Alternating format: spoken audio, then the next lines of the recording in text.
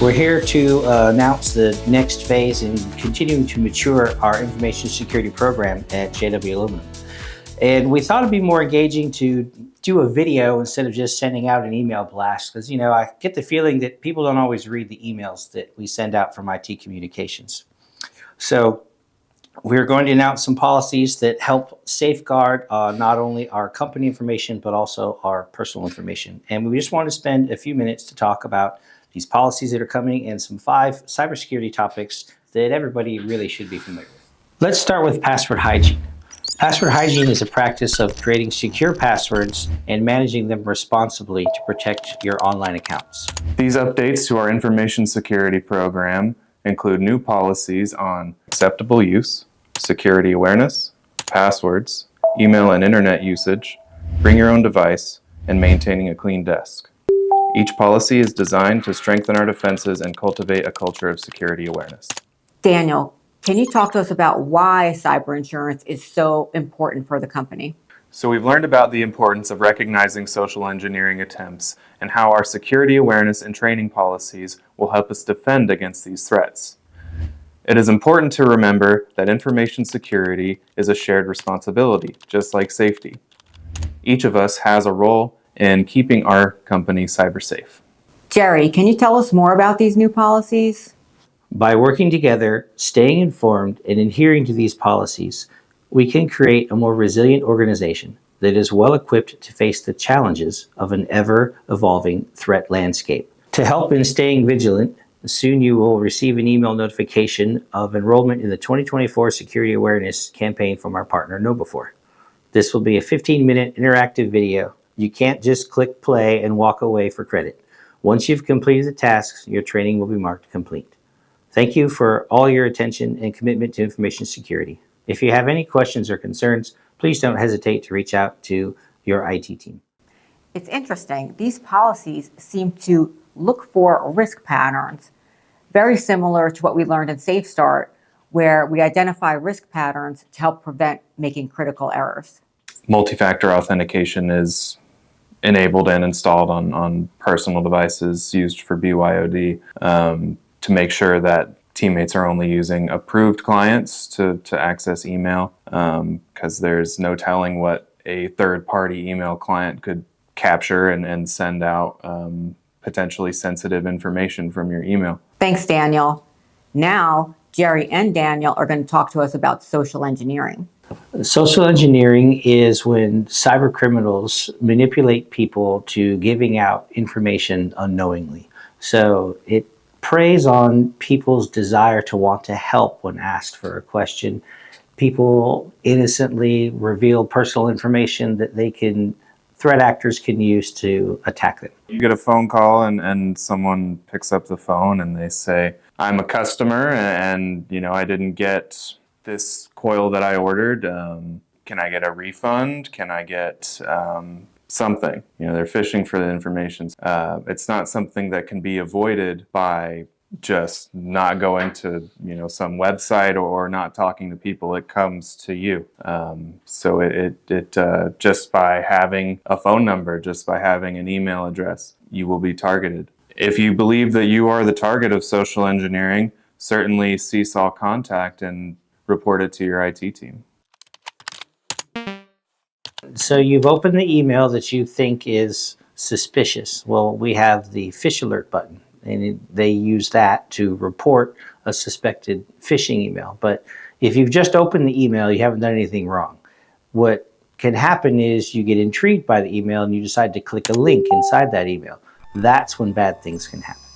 Just reading an email can't harm you.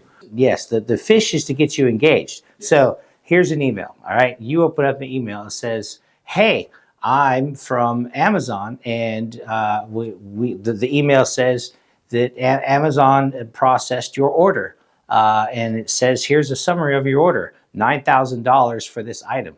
Did you order this? Well, no, I didn't order that. And so you click here.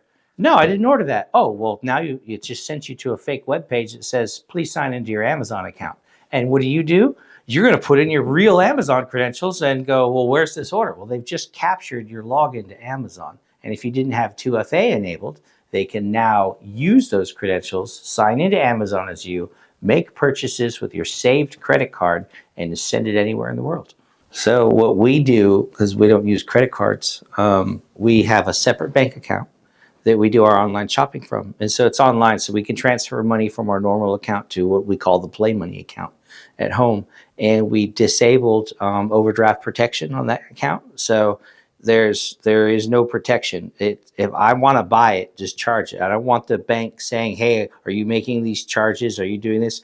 I'm buying stuff. That's what I have this account for. So turn off overdraft protection, turn off security alerts.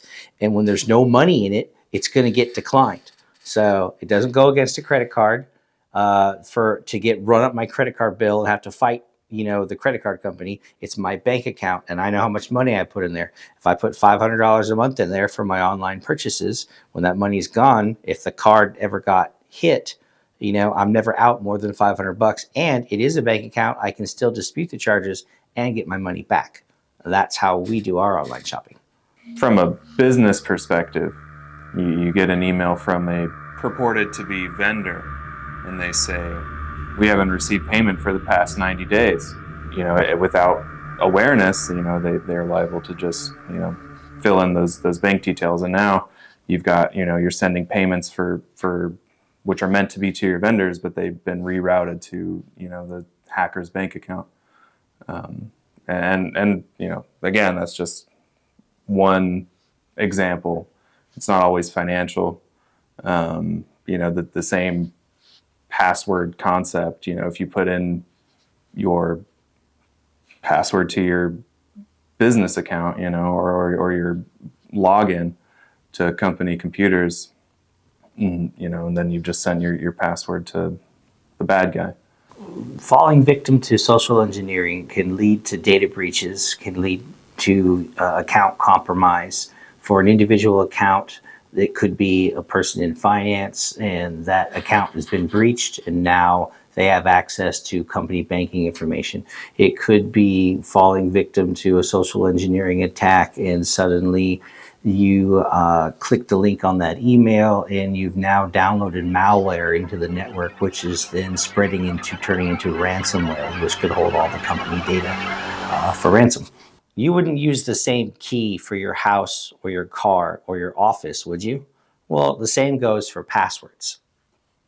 Just like you have different keys for different locks, you should have unique passwords for each of your accounts. For instance, your Amazon password should be different than your company account password. So for our BYOD policy, your phones and personal devices are connected to our guest network. So it's called VLAN. It's shunted out to the internet and is not able to logically talk to our normal network operations. And part of it too, with the bring your own device, is to make sure that, one, multi-factor authentication is enabled and installed on personal devices used for BYOD, to make sure that teammates are only using approved clients to access email, because there's no telling what a third-party email client could capture and send out potentially sensitive information from your email. So according to the FBI, between 70 and 90% of successful cybersecurity attacks in 2023 involved some form of social engineering. This is because it's much easier to convince, coerce, or confuse a person than it is a computer. Here are some real-world examples of social engineering attempts made on our teammates. Everything that we've gone through today has happened to our organization. People have reported these, and because they reported it, they stopped the threat. Now, what we're not using in the video is the things where people failed. We're not going to publicize that. We're focusing on the positive. Our teammates, through their training, they recognize these threats. They've used the fish alert, and these exist. They're out there, and they will happen to you in your personal life where you don't have a fish alert button. So you kind of need to recognize these examples of social engineering. Here are some real-world examples of social engineering threats made on our teammates. There's a funny thing about school that I think that has been lost over the last couple generations, and that was the old school of hard knocks. So people will come out and they read and they've got a book and I got a piece of paper and I know what I'm talking about, and then you put them in front of a keyboard and they choke. Absolutely, yeah. So that's exactly what happens in information security. People go to school, they do all this, and then they come out and they don't know how anything works. And some of your best security practitioners are people that have actually started on how does everything work. Because if you don't know how it works, you don't exactly know how to secure it. And that's where things go. The reason social engineers and hacking in general get successful is because they focus on the inner workings of the machine. Things that people overlook, for instance, protocols on why does the internet work? How do you create a malicious web page? Well, first you have to know how a web page is supposed to look. How do you clone a web page? Well, first you got to know how to build a web page. And so understanding how technology works is how you create those threat actors. And then when you have those threat actors going against you in the business, you need defenders, which is where we come in, knowing how the technology is supposed to work and catching when technology goes awry. Jerry and I do our part to keep our computers secure, keep the network secure, make sure that there are controls in place to prevent teammates from maybe unintentionally downloading and installing malware. But there's certain things that are outside of our control. There's certain things that we won't even have visibility into, like the emails. There's no way for us to know that a phish, there's some ways, but if our email firewall doesn't catch it the first time, we don't have any data on who's receiving what until they report it. So yes, our roles and responsibilities are to create as secure of an environment as we can. We can't prevent our teammates from being exposed to potential threats as much as we would like to. Here are some real-world examples of social engineering threats made on our teammates. So another way of attacking people is through cell phone text messages, and the technical term is smishing. But anyway, you also have what's called CEO fraud, and this is a combination attack where the CEO is texting a teammate. And in this particular example, we had somebody who got a text message supposedly from Stan. And of all things, what is it that Stan wanted? Stan wanted some Apple gift cards before his important meeting was over, so he could use them as gifts. Yes, we know Stan loves his Apple products, and as much as I've worked with Stan, he's never given me an Apple gift card. So I wonder what I need to do to get an Apple gift card from Stan. So what was they supposed to do? Well, so Stan wanted our teammates to, I don't know, he wanted them to buy him Apple gift cards and he would reimburse them later. All right, so I'm going to do that over. But so when that ends, then what I thought was funny, Nicole, you have to tell me. I thought that she has this canned image of Stan that she gave me last year when we were doing something else, and I was like, the pop-up should be Stan with the text. I promise I will never ask anybody for to go buy me Apple gift cards. But I thought that was just a hilarious real world example. I got a text like this myself 3 weeks ago. This one was just the other week. This has happened. We've got them from that Stan did it, that Lee did it when he was CEO. And so, do you think it's AI doing this? No, it's idiots. You can set a chatbot to do this, yes. And to be fair, somebody is probably paying a chatbot or doing it. But for the most part, it's usually somebody trying to get it because they need the code. What they want you to do, if you actually do it, they want you to go to Walmart, buy the Apple gift card, take the picture of the barcode, and send it to them. And so then they take that picture, it's a virtual gift card, and they cache it. So now you're holding a worthless card unbeknownst to you. So you can't return it because it just got spent. That's how the attack works.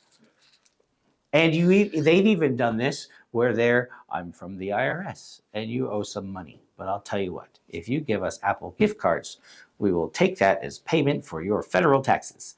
And these people we'll just say that they fall prey. Thanks for sharing this great information with us today, guys. Any closing remarks? So, I mean, we could go on for days about all the different types of social engineering attacks. I mean, what's the important thing that everybody needs to remember? The important thing that everyone should remember is that the goal of social engineering is for the adversary to manipulate you into taking an action or divulging some information that will make their life easier and therefore your life harder. Thanks for watching, everyone. And remember, don't click on